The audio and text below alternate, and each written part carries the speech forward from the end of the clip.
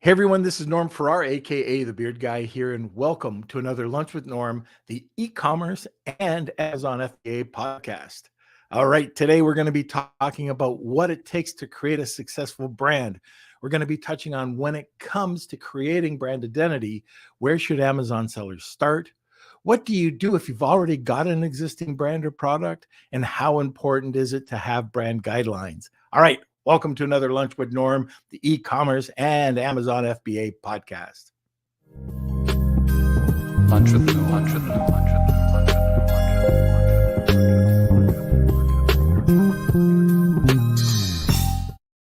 Got a little worried there. Kelsey must have been a little bit late on hitting that button. But anyways, he got the job done. So like I said, today we're going to be talking about how to create a successful brand. Our guest is a returning guest. I can't wait to talk to her. She's a branding specialist and founder of Me Brand, a branding and design service. She's one of the leading authorities in the UK, over 20 years experience working as a brand and packaging designer and head of graphic design teams for iconic brands like Ted Baker and Cath Kidston. Anyways, today, I can't wait to get going and talk with her. She brings businesses alive through visual design and brand communication. I am talking about Kitty Lai. So I can't wait. But before we get to Kitty, let's have a word from our sponsor.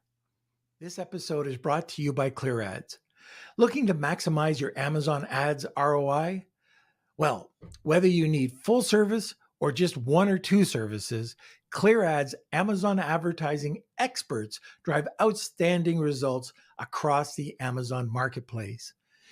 With over 9 years of experience, their Amazon PPC managers have helped thousands of companies to drive down their cost of sales and scale up their revenue, profits, and orders.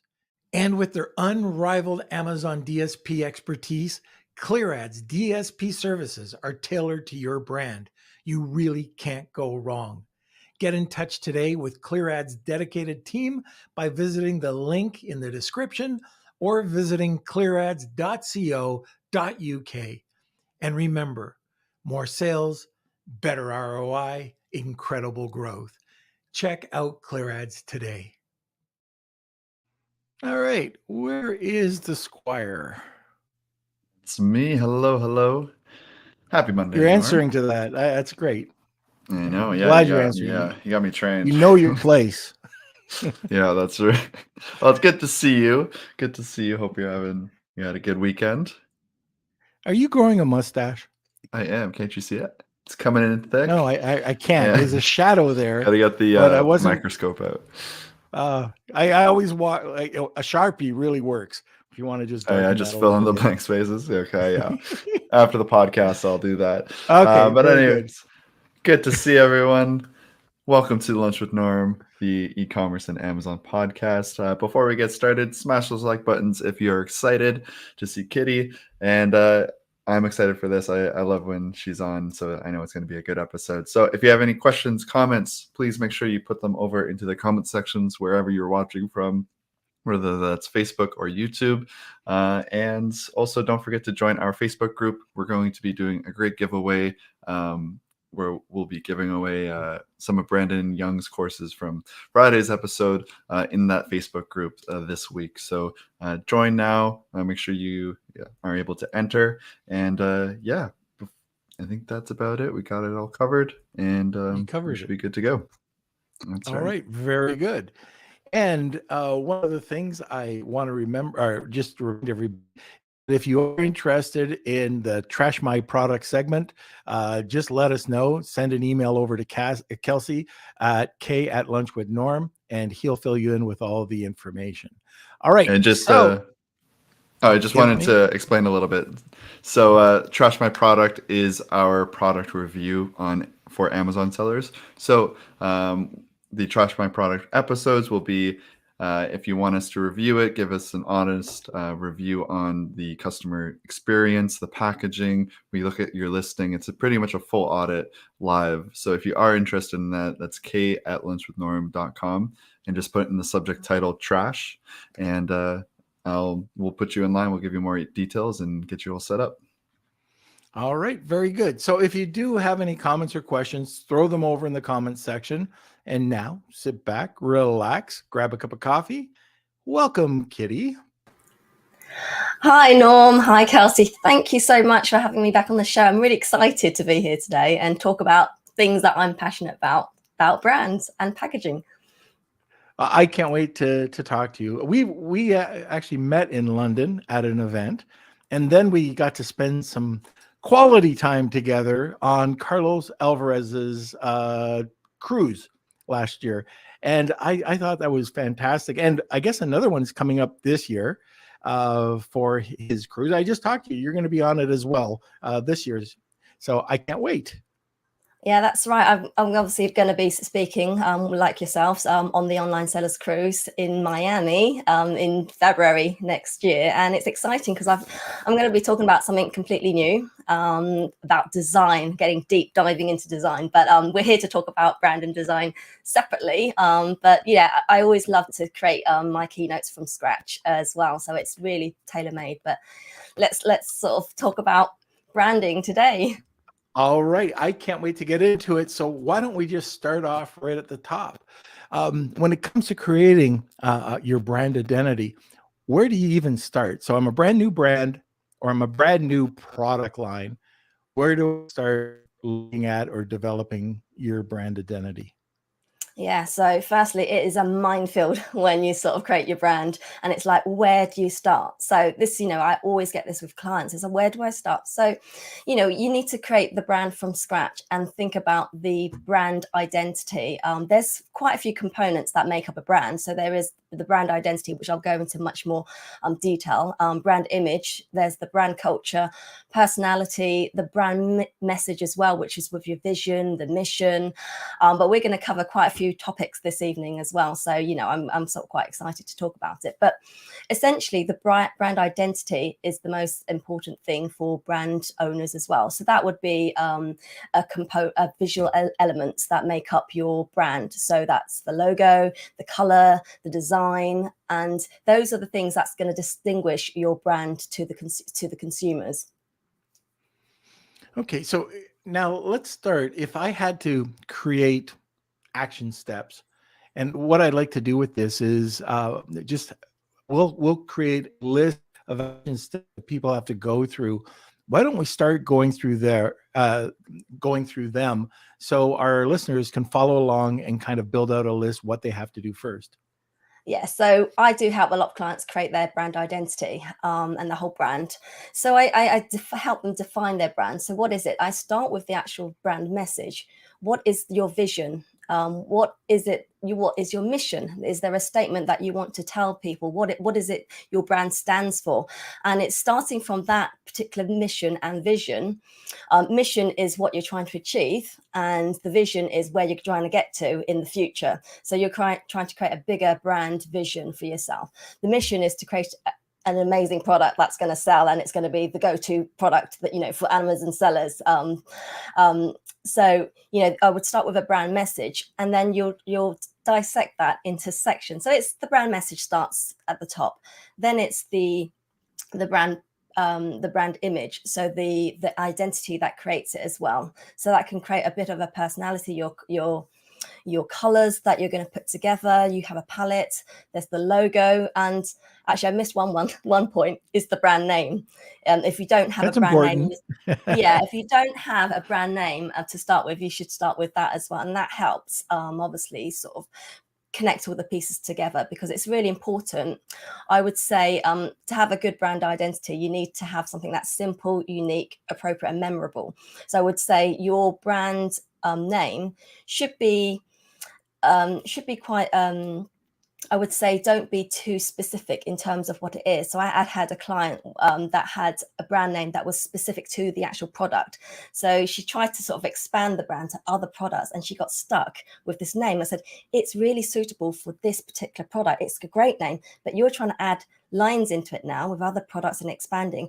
It doesn't work. That brand name doesn't work. So you need to sort of create something that's a bit more nondescript in a way. So you can build your brand. So for example, if you start off as a dog in the dog category, you might want to call it Paws. I don't know. But then if you decide actually over time you're going to go into a baby category or something that's not going to work. So if that's your vision to grow as a lifestyle brand and grow bigger, then just think about the brand name and where it starts. But if you think, actually, I'm just going to stick with dogs and stuff, that's perfect. But yeah, so think about that. So I've got a question about that. I've had Yes. people come to me and talk, and like we've talked about brand names, and they said, "Oh, I don't want to spend time on it." They go to these sites that you just type in some keywords and they auto generate brand Yeah. names. What do you think about that? I think it's a good start. It's a really good starting point to research, but then you have to sort of really look about doing further market research. So maybe go to PickFu. If you've chosen some names, maybe sort of go to your target audience, create a poll. Will this actually work? Will this name work? But I would say that's a good start, to be honest. But the brand name is really important because that will sort of solidify your whole brand. The name, is it memorable? Are people going to think, is it simple enough? What people actually get confused about is like, well, this brand name doesn't have, I can't use the handle on Instagram, or it won't work with Facebook, and it's like I can't get the domain. But that's not, you shouldn't base a name around that, because you can get around things like the handles on social media. With the domain names as well, you can get around that as well and keep things quite simple. But yes, a lot of names are taken already, and you have to find clever ways of creating a brand name. Okay. All right. So the next action item. So the next action, I think, now you've got your brand name, you can obviously start creating your logo. So you should commission a graphic designer to create a logo for you, obviously based on your vision, your mission, and what you really stand for. Actually, there's things that you need to question and put together as well about your target audience. That's part of it, and the personality of the brand will help with designing the logo. So is it quite a fun and creative brand? Are you looking for vibrant colors, or is it quite a serious type brand that you want to create, a luxury brand? So you might think of the colors might be white and black, and the font might be a bit more sort of contemporary. So there's lots of things that make into, sort of complete this brand image and brand identity. It's really hard to go through in literally 10 minutes or 40 minutes of the show, but there are so many things. But in a nutshell, you need to sort of think about the color, well, who you're commissioning as well. The graphic designer will help you and aid you in that process. I've seen horror stories when it's come to logos, because the person does it themselves. They get their spouse to do it. They get somebody at the office to do it who knows nothing about graphic design. And you see it as soon as you see a logo that is just, it doesn't look right. Either they're using way too many fonts, too many sizes, fonts that don't fit their logo, effects. I saw this one where I had no idea what it was. It was something to do with fire extinguishers, and it had this guy on fire. Like, it had a guy running into a building on fire. I'm going, what the heck? And I couldn't even read what it was. So the name was in the building with the guy running on fire with this kind of rainbow of colors and effects. Anyways, he probably did this himself and thought it was pretty good. And the other thing I think you have to think about when you're putting this all together is, and this might not have as much of an impact, but what it's going to look like when you print it. So if you have like a 4-color process and it's just too complicated of a logo, it might not work. It might look great as a digital design, but not great on your product, or if you're trying to do any type of embroidery or screening. Anyways, I'm not sure what you think on that as well. Oh no, yeah, I absolutely agree with you. Logo should be simple. So I already said a good brand identity is made from simple, unique, approachable, memorable components. So I would advise generally to have no more than 2 colors. 3 is fine. Possibly some logos lend itself to be a bit more creative, but generally I prefer, when I design, is flat design. It can be graded. if possible, really depending on the actual brand, but generally no more than 3 colors. 2 is better, 1 is even better. But like you said, when it comes to sort of 4-color, CMYK printing, having graded and other things, tints and stuff in it, it doesn't work. It really doesn't. And like you said, when it's on screen, it's great, like pinks and blues, and they look great on screen, but when you print it, it dulls down a lot. So there's a lot of things that you need to consider when you're doing the logo. Keep it simple, because that's all you need, really. Right. And how important, I know we still got all these action steps, but how important is a tagline?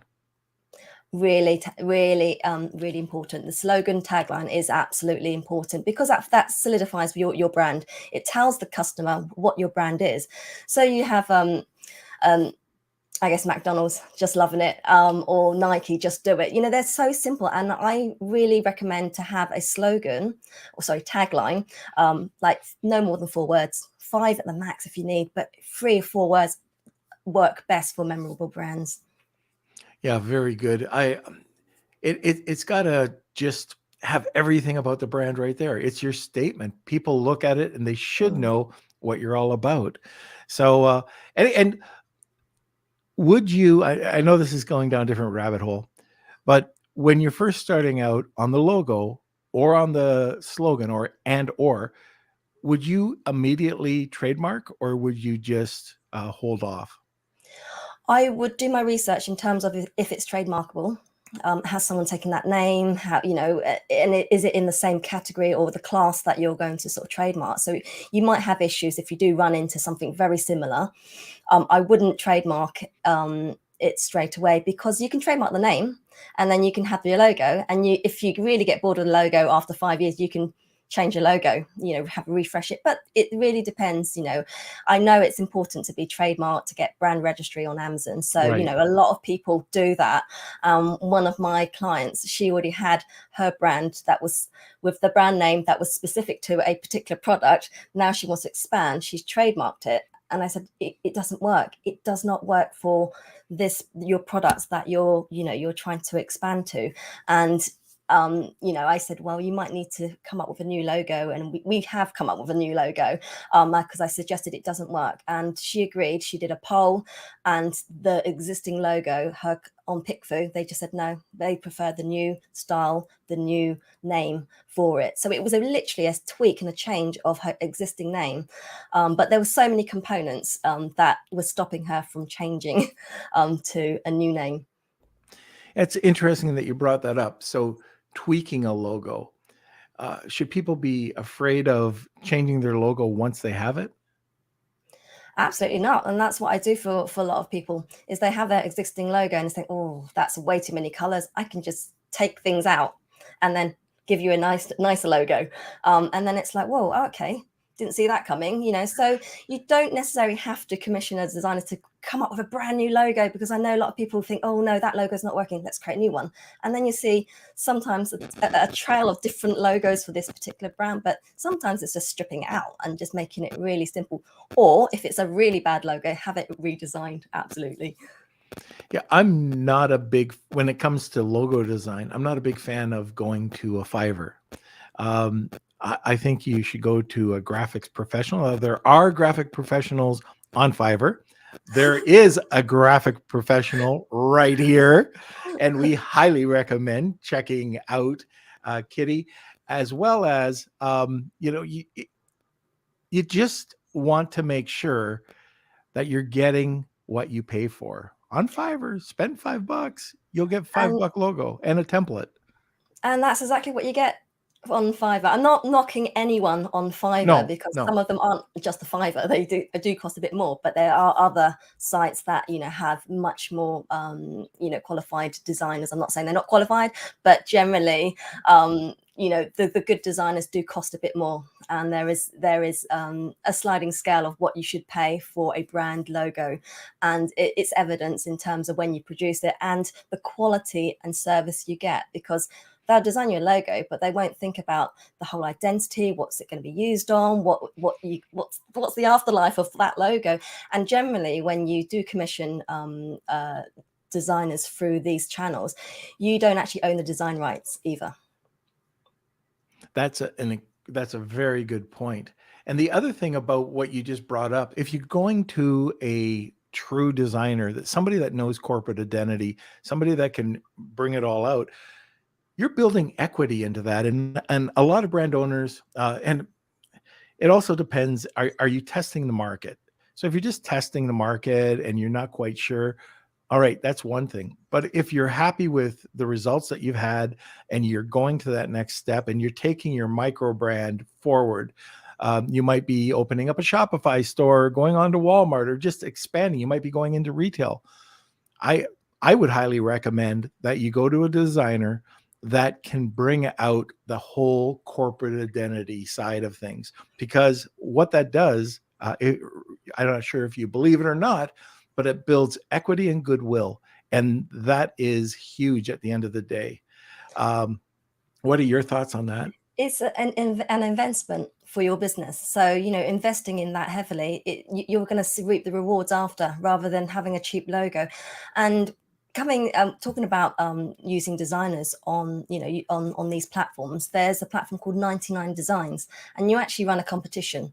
So you put the brief in. So it comes down to a good brief as well. If you're not very good at briefing the designer exactly what you want, you're going to get not what you want, and you'll be ending sort of micromanaging the designer how you want to design it. But 99 Designs, you create the brief for designers. It goes out, and then all these designers will come back to you with designs already. So you've not commissioned anyone, but you'll pay the person that you'd want to use. So at least in that way, you haven't wasted any money just yet, and then you can use the right designer that's created a good logo for you. So that way you could sort of go through that aspect as well. Yeah, that's a great point. We have used 99 Designs before in the past, and it's a really good business model. And this comes back to a different question, by the way. This business model, it's what is the range that you would feel comfortable saying? And like, this is how long is a piece of string? Okay, I already know how long is a piece of string, but what's the range that you would recommend that if it's below or above, be wary of pricing? So what kind of costs would you be looking at? Okay, so I know how long is a piece of string. I know how long, but if I give you sort of a rough idea, anything under, I'm gonna use dollars for now, not pounds. Yeah. $250. Under that, you're using a basic designer that might not be very skilled. Anything up to $500, they probably do have a couple of years experience, but they're probably okay. Sort of. Then anything above like 1,000, 1,000 to 2,000, they're sort of mid-range to high-end sort of designers that will create a logo for you. And then anything above, like we're talking 10 grand, you're talking agency sort of that are creating a whole brand for you. So sort of mid-range, 500 to 1,000 to 1,500, 1,500. I would say would sort of work best. And I know a lot of Amazon sellers, you're starting up, you're on a budget, so you do need to sort of invest in your brand and sort of actually allocate that money for your business. And I think the cost that you just gave is very, very fair. Mm-hmm. So before we go too much further, the listeners, if you have a brand, I'm kind of curious, how was that process? Did you find it easy? Was it complicated? What were some of the snags that you ran into? Let us know in the comments sections. And of course, like always, if you have any questions, you've got an expert here. So ask Kitty anything you want about any of the design. What am I trying to say? You know what? Last week I could blame my cold. This week, I can't blame anybody but myself. Ask Kitty some questions. How's that? I'll just keep it open. That's it. Fire away. Any questions? All right. There we go. Okay. Let's see. Should I go to our giveaway first of all, or should I? Yes, I'm going to do that. We're getting towards the end of the hour. End of the half hour. So we do have a really great giveaway today for Wheel of Kelsey. First of all, if you want to enter it, it's hashtag Wheel of Kelsey. enter or tag 2 people, and you will get a second entry. Kitty, what is the giveaway today? I am giving away 40 minutes of my time one-to-one. Ask me anything about design, brand, packaging, and you can just fire any questions away, and I am there for you. That's awesome. All right, you get an expert in branding and package design, which is a whole other thing we got to talk about. But Yeah. package design is so important as well. One-to-one with Kitty. That's hashtag Wheel of Kelsey. Now, before we go any further, let's just have a quick word from our sponsor. I want to give a quick shout out to an incredible group of sponsors who help keep our podcast running. The Lunch with Norm podcast wouldn't be possible without the support of the following sponsors: Post Purchase Pro, Clear Ads, Goldstein Patent Law, Honu Worldwide, Netfluence.co, Video Telepathy, Startup Club, and Dragonfish Brand Management. I just want to let our sponsors know you're awesome. Now let's get back to the show. And so is Kitty. All right. So we've talked about the logos. What's the next step? Oh, where did we leave off? Right. So the next step was creating. Well, you've created your logo. You've got that set up. You've got your mission, your vision, and then let's talk about tone of voice. So you're creating a whole personality for your brand now. So we want to sort of reach out to your audience by creating a memorable brand. So the tone of voice is basically how you speak to your audience. So in the form of words and the writing style that you use in your marketing. So there are different types of tone of voices that brands have.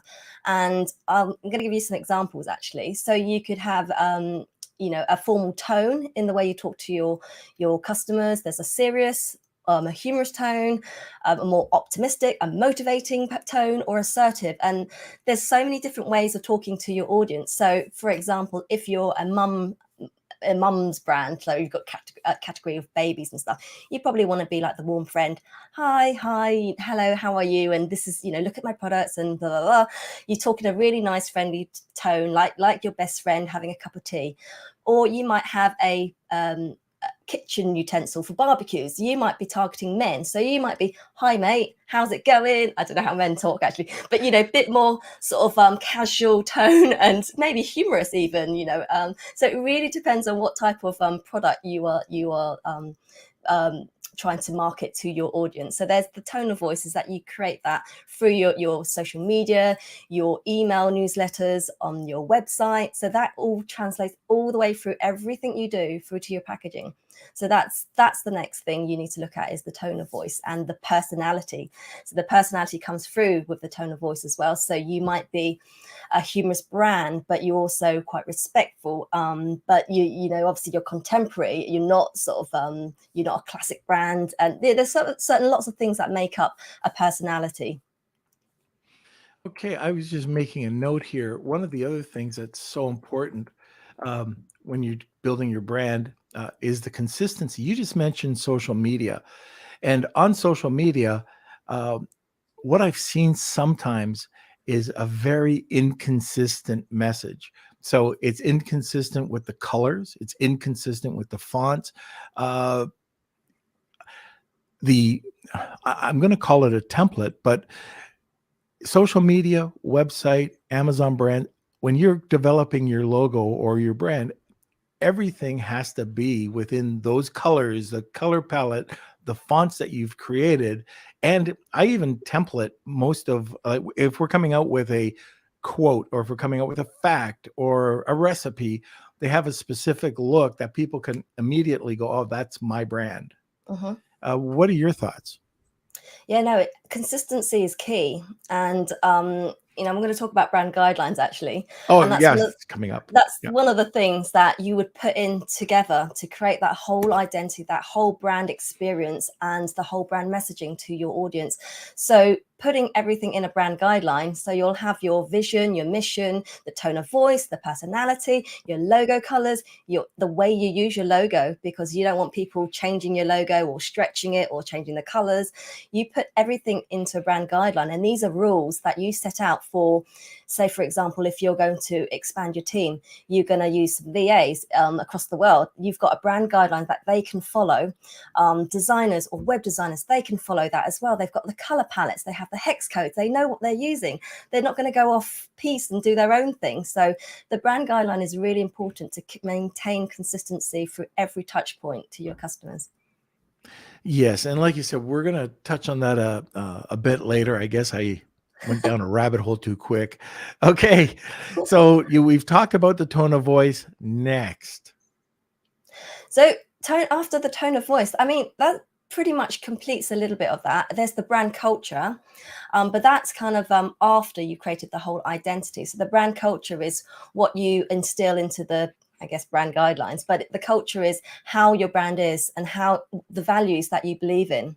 So all the things that you're going to bring into building a brand. Yeah, one of my friends was on the podcast last year, and he was talking about how he builds in the brand story, not only for everybody else, but for his own internal team. And he literally creates a book. He creates a small book that has everything that that the brand wants. They have a hero, a villain. It's really, really well done, and it might be one chapter or two. It's not a huge novel, but it just lets everybody have kind of an interesting approach of understanding what we're all about. And I thought that was so great. I've never done that before until I heard, his name's Jeff Sass, talk about this. Have you ever done that? Building a story brand, sort of. Well, no, building a brand, building a story to help your VAs understand the brand culture around your product. Yeah, I have done that for products, actually. So building story around it. But, lots of people that don't want to be the face of their brand. So you build a story behind it. But generally, a genuine story with the founder behind the product and their beliefs and where it came from and all the things behind it really creates more compelling and human story to people that you want to appeal to. And I think it's really important. It's hard when you do have a product that's like a pencil sharpener product. How do you build a story behind that? So it's really depending on the brand. If you're building a lifestyle, you could probably come up with something more appealing, but then it's the story. Then you've got to think of something really creative of, why is this product, why is this brand so unique? Why is it memorable? Why should you buy from me? So you need to create that story. And like you said, there is always a hero and a villain, and there's a problem to solve and someone you got to save, and that definitely creates a really good story for any brand. I think it's like building a business plan.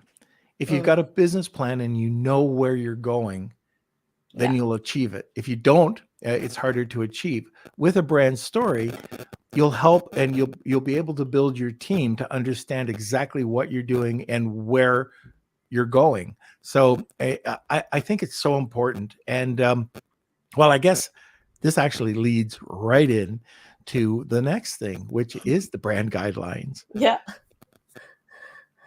So I jumped the rabbit hole before you. So the brand guideline is the one thing that you should have. Any Amazon seller should have this when you're creating a brand, because it really helps you. I've worked with sellers, clients at the moment, and they're working backwards because they have a brand already, but they're having to work backwards. And I say, well, what is your brand? What are your colors? What is your personality? What is tone? They don't have that.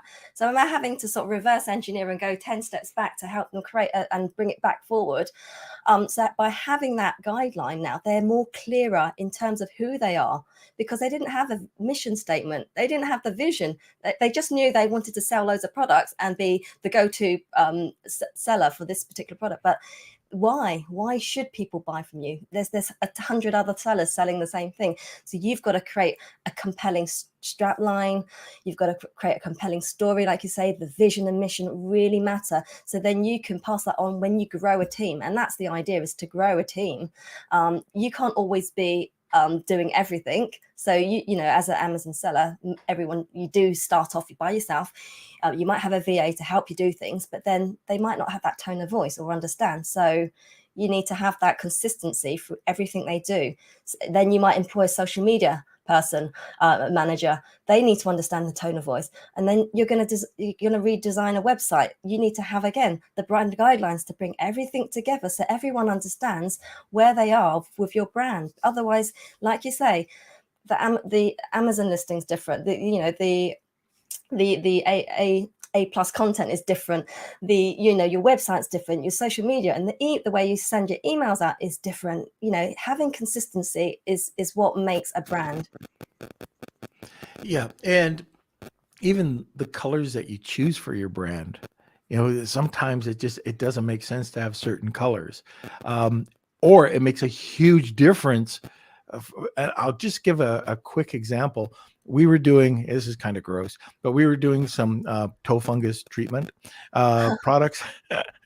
I learned a lot about toe fungus. I had to write press releases about toe fungus every other week. So anyways, the bottles were brown. The packaging, you'll love this. The packaging was powder blue with a yellow foot with toe fungus with oil drops coming down.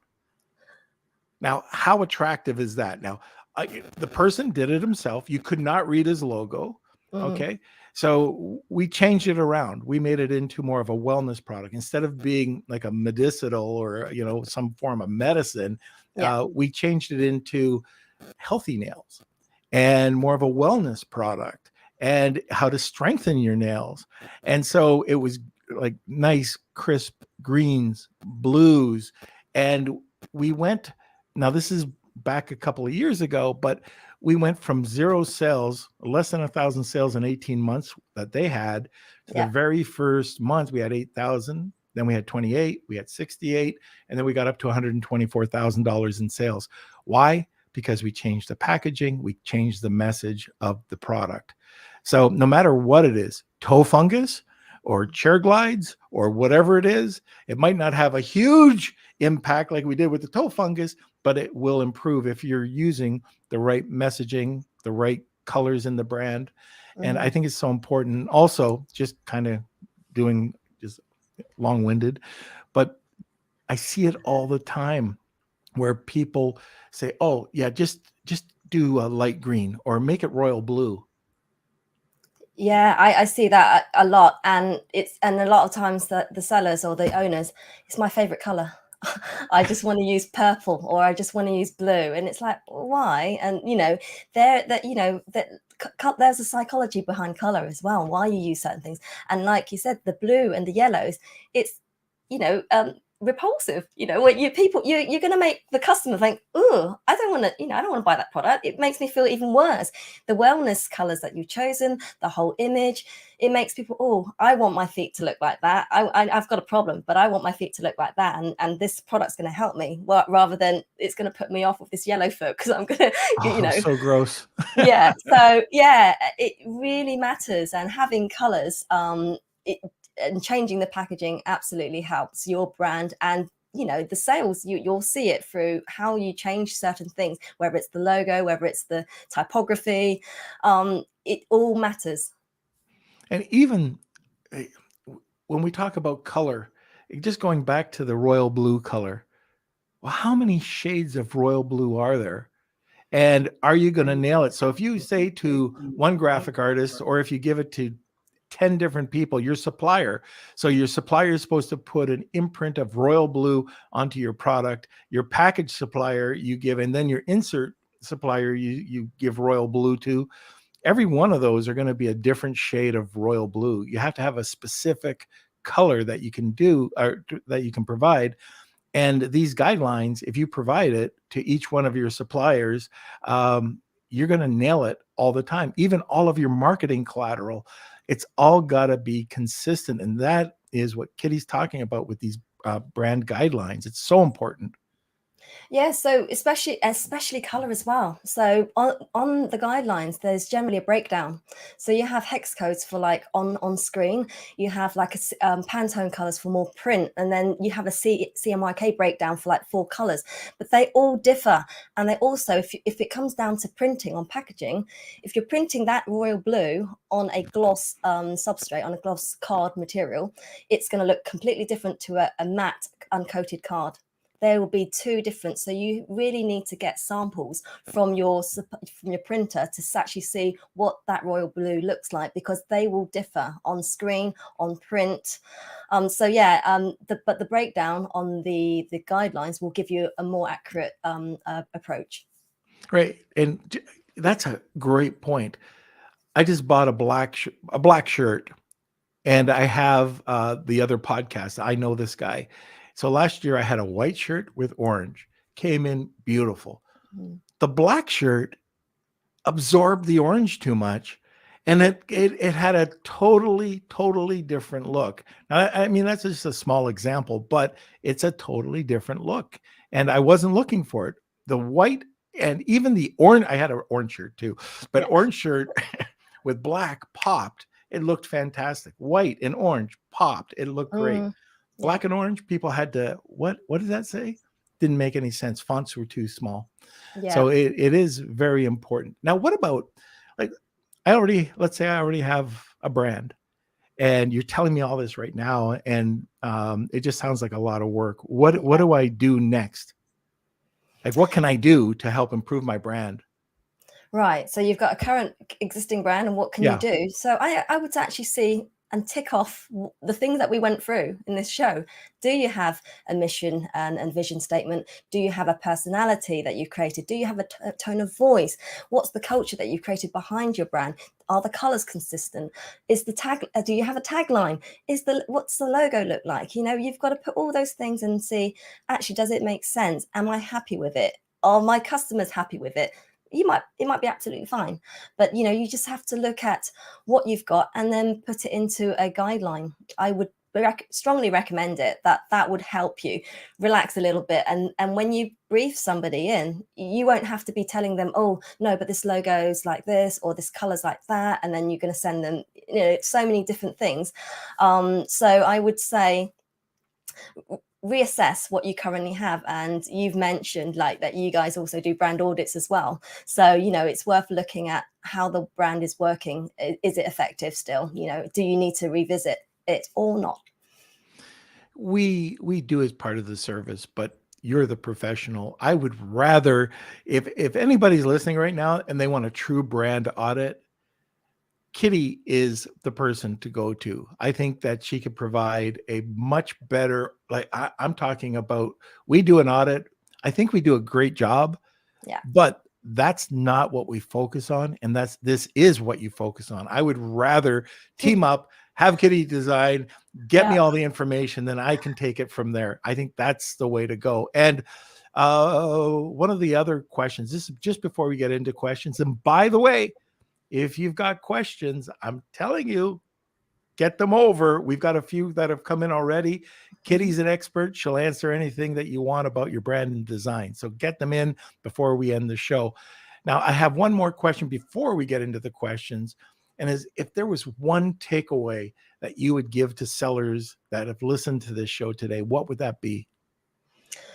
I would say, look at your brand, get a brand audit done. Actually, that's what I would recommend, because a lot of clients that come to me, they already have a brand, and then they're not sure whether they want a brand audit. And clients that have had the audit are actually relieved that they did have it. So I would say reassess your brand and have a look at whether you need to do something with it. If you think it's not working well, generally you have a gut feeling that it's not working really well, I would have an audit done for your brand. You know, I don't know if you've seen that or ever experienced this, but I think some brands have anxiety going through a brand audit. Like they don't want a brand audit because they're afraid what you'll come back with. Have you ever found that? I think generally they think, oh, do I really need one? And they don't think that they need to spend the money to get a brand audit done, because I think, oh, maybe I just do a whole rebranding. I'll just get the identity redone again. And it's like, well, generally it's like, well, if you've got a good logo, you might not need to change it. If your message is good, won't need to change it. If the fonts, colors, there's certain things, but the way I assess it is I look at everything from your packaging through to your social media, to your website, and everything that you use and how you speak to your customer. I will take it apart and then tell you, is it working or not? And I'll obviously give you key points of where to improve. And it's not, and literally there's no bad thing about, and then, there's no bad thing about any brand that you've created. It's just literally, let's see where we can improve. It's just improving your brand. So whatever you've created now, it's not a bad thing. You've launched a brand, or you're about to launch. I wouldn't be afraid about getting a design audit, because that's why they're there for, to help you better your brand. Very good. All right, Kelsey, we have a couple questions. Yes, we do.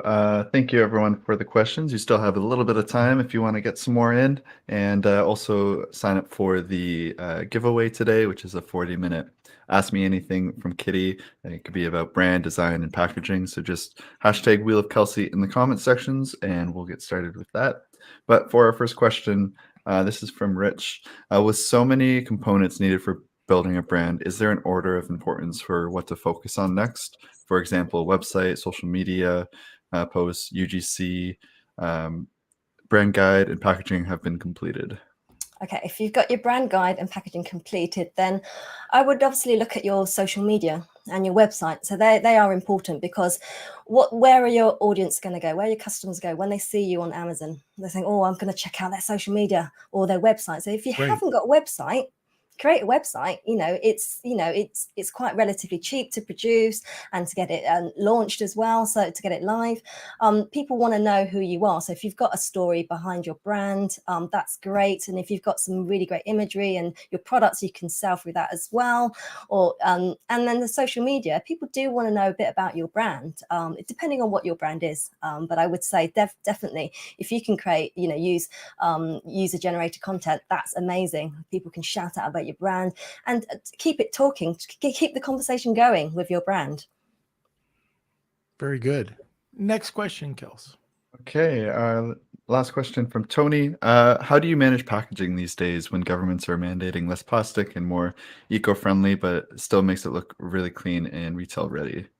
Oh, well, I love it. I love creating eco-friendly brand and all about eco. I mean, doing it for the last 20 years before it was even a thing. Yeah, definitely. You need to look at what you're using. Does your product actually need packaging? Seriously, does it need it? Because if you can change the way it's packaged, if it's in plastic, use biodegradable plastic, recycled is still good, but biodegradable is better. But you can use there's lots of new different types of plastics you can use, like seaweed, plastic bags made of seaweed, and then you just literally dissolve it in water and it dissolves. Then it's made from natural resources, and you just put water in it and it dissolves, so there's no wastage there as well. So there's different ways of using packaging. And then also, if you use recycled card or board, just using brown craft, there's nothing wrong with that. If it's recycled, you can still make something look really beautiful. You know what drives me crazy? What? Chips. Oh gosh, yeah. You get this much. I didn't have lunch, so this was my lunch with Norm today. It was like a quarter full, and I hate it. I hate that. And chips, but any type of packaging that just tries to fool you. I like to keep it, and it's so important in Amazon anyways, because you're getting nailed. Every quarter inch matters. And if you keep it tight and it looks good and it's quality packaging and it looks like it's something that you believe in as a company, I think that's so important. It is as important as your brand culture. It's part of your brand culture. Yeah. Absolutely. And for me, it's all about saving money as well. So if you don't need it, then why have it? There's always a solution to something. And for me, I'm always helping my clients to save money. I've always worked with brands. I've always been given a really small budget. So I've always had to sort of work to them. So I kind of understand where it is we're working with my clients as well. So if it doesn't need to be in a box, don't put it in a box. If it needs, certain things do need to be packaged, like if you've got a vase or something that might be that could be smashed in the post. Yeah, certain things do need to be packaged properly, but you can create, I mean, that's what packaging designers are here for. That's what they do. They help you create something beautiful at, well, generally for me, at a budget price. You know, you've got to do your research in terms of the suppliers you go to, what materials you're using. So there's a little bit of homework to do there, but a packaging designer should be able to help you do that. Right.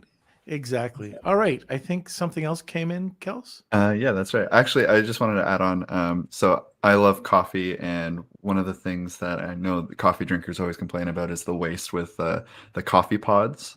And I just saw a company recently. I forget. I think it's called Coffee Balls, but they use the coffee, but they surround it in like the seaweed material, and it's these little balls that they actually have created a whole system where you can like get this coffee and it's all biodegradable and it all washes away, and it's just an eco-friendly way to drink pod coffee now. So it's just a little example that way brands have kind of gotten around it. But amazing. from Cool Hand 99, I know font consistency is important. I also know different fonts can affect email deliberately. How do you get around this? Okay, different fonts that can affect email deliberately. When you say deliberately, what does that mean? So yeah, font consistency is important, and sometimes you might not be able to have the fonts that you want on email. But if you've bought the font for web or for print, so there's you need to buy the fonts, the licensed fonts for web or print. So you should be able to use that on your email. So there shouldn't be any problem unless you're using a default font from the actual email provider. You know, that's comes to an interesting question about font or comment. I was talking with Wilfred Lightheart. So he owns an agency called Digital Blacksmith, and he has this ADA. So it's the what's it called? Anyways, he has an app for ADA to be ADA compliant. Anyways, what I had no clue about is that he said, look, he says, run the font analyzer, and you'll find that some people with some problems with their eyes won't be able to read your font. And it won't be able to read your font. And it looks exactly the same. And I couldn't believe it. He said, yep, this is part of this ADA compliance app that we have. And take a look at this website, click it, and see if there's any difference. It was so slight, but yet somebody could have a problem with their eyesight. I don't know what the problem is called, but they won't be able to read it at all. Isn't that wild? Right, absolutely. Yeah, I think you can put that in settings as well in your emails. Like some people would need to, like phones, you can put it to a big Fisher Price kind of like sized font. So yeah, I think you put not deliberately, deliverability. That's what you put. Okay. Deliverability. So it could affect it. Yeah. So I'm not a techie person, to be honest, but I know obviously when you send your fonts in a really lovely font and it goes to the recipient, they might not be able to see it. So sometimes it's actually them, it's not you. So it's really depending on what type of font you're using, and if they don't have that particular font that you use, they're gonna have their own default font on their side. You know, Kelsey, maybe we could reach out to Adrian or one of our past guests that are experts in email delivery and see what they have to say on this, and we'll get back to Luke. I'm kind of curious, you know, what fonts would cause that problem as well. Okay, so I think you're off the hook, Kitty. You're done. There's so much to talk about. Yeah, I know. That's next time. Yeah. How do people get a hold of you? Right, people can get hold of me on my website. It is mebranddesign.com, or I'm on social media. So my handle is mebranddesign. So you can find me there. Very good. All right. So this is the last chance to get in on today's giveaway. Hashtag Wheel of Kelsey, tag 2 people. You get a second entry. And while we're waiting, we're going to go to our last commercial. A big thank you to our sponsor, Post Purchase Pro, the only complete A to Z done for you real email and text marketing service built specifically for Amazon sellers. My friends Sean Hart and Seth Stevens co-founded Post Purchase Pro after launching over 1,000 successful private labeled products, growing 53 brands, and get this, exiting 17 businesses. Post Purchase Pro creates all of your digital assets 100% for you, from marketing inserts, complete sales funnels, email follow-up sequences, and weekly email promotions. They manage and optimize everything for you to drive more sales, get higher ranking, and receive more reviews on Amazon. So check out Post Purchase Pro now to see if you too will see enormous growth like their nearly 500 clients worldwide. That's Post Purchase Pro at postpurchasepro.com/lunch. Okay. Kelsey, where are you? All right, so it's time for the Wheel of Kelsey. Enjoy, everyone. It's time for the Wheel of Kelsey.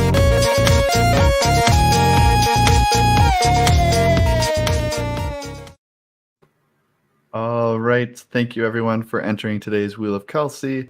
We do this every single podcast where we have a special giveaway at the end. So if you're not today's winner, make sure you come back Wednesday and try again. So I'm going to shuffle these up and give it a spin. And let's see who the winner is. If you are the winner, please email me, kate@lunchwithnorm.com. And Adrian. First time winner, I think. I believe so. So Adrian, right. I know you're on YouTube, so make sure you reach out, k@lunchwithnorm.com. I'm going to put it in the comment section as well. And congratulations. All right. So Kitty, stick around. You're going to be taken out of the podcast for a bit, but just stick around for a sec. And I just wanted to thank you. It was awesome. You gave great value today. Got to get you on talking about more branding and packaging. But thanks for coming on the podcast. Oh, it's been amazing. Thank you so much for having me back on the show. And I can't wait to be back to talk about more. Where did the time go? Yeah, it's 1 hour. It went fast. Yeah. All right. So thank you so much. And I hope everybody enjoyed today's podcast. We are going to be back here on Wednesday. So like we do every week, the podcast is live Monday, Wednesday, and Friday. Kelsey, why don't you come back in? Where are you? All right. I'm just finishing up writing a message to Adrian, our winner. So I hope everyone enjoyed today's episode. If you do have any questions or comments about the show, or if you have a guest suggestion, you can always reach out to me, k@lunchwithnorm.com. Also, Trash My Product, where we thought it did very well. We got a good response from it. So if you are interested in appearing on the next Trash My Product, we are taking applicants. So all you have to do is email me, k@lunchwithnorm.com, and put the subject title as trash, and I can email you more details. You're not committing to anything by emailing me. This is just for if you want some information about it, if you want to learn a little bit more. So don't feel any pressure. That's email k@lunchwithnorm.com, and I can set you up with that. And don't forget to join our Facebook group. That's Lunch with Norm, Amazon FBA, and E-commerce Collective. We are going to be doing a little giveaway from Brandon Young. So if that will probably be this week sometime, we're going to be giving away 4 of his courses. So if you are interested in that, make sure you're checking into the Facebook group regularly so you don't miss out. And I think that's it. All right. So join us every Monday, Wednesday, and Friday at noon Eastern Standard Time. Thank you for being part of a community. We could never do this without you. It's just awesome. If you like to join the community, join our Facebook group and be part of the part of this community. It's incredibly engaged. I love it. Anyways, thank you so much and have a great day. Lunch with Noor.